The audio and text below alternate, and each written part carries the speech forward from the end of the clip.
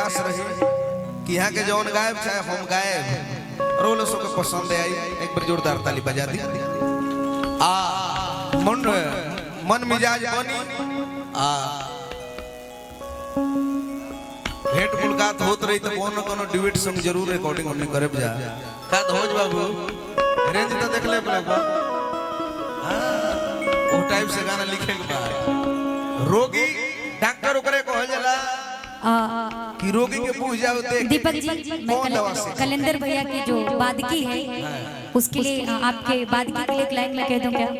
बोल दो। वाह कितनी चाहत छुपाए बैठा हूँ ये न सोचो कि हमको प्यार नहीं।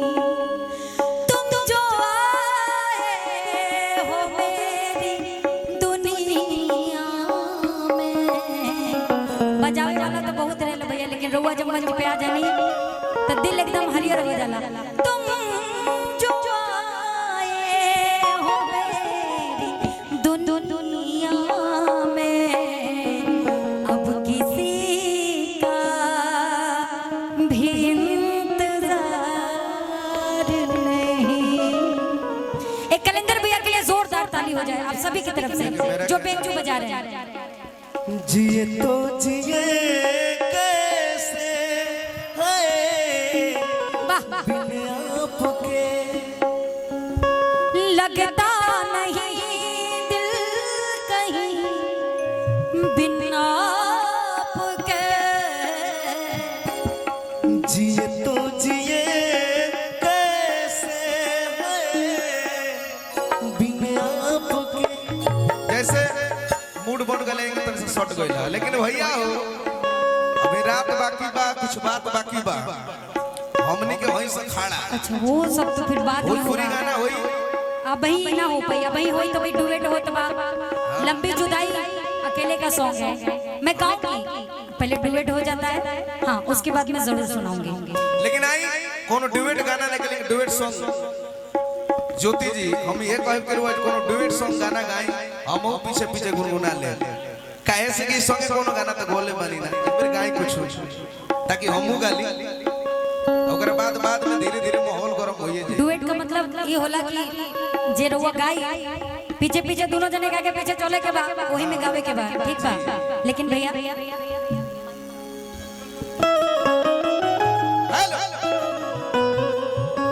के सावली सुडतिया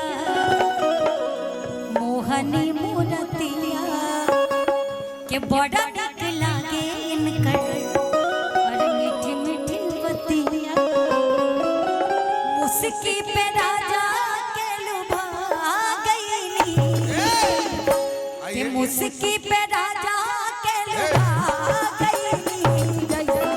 सोचल रही हम बैसन सखी रे बलुबा गईली जैसन सोचल रही हम बैसन सखी रे बलुबा गईली। सावली सुडतिया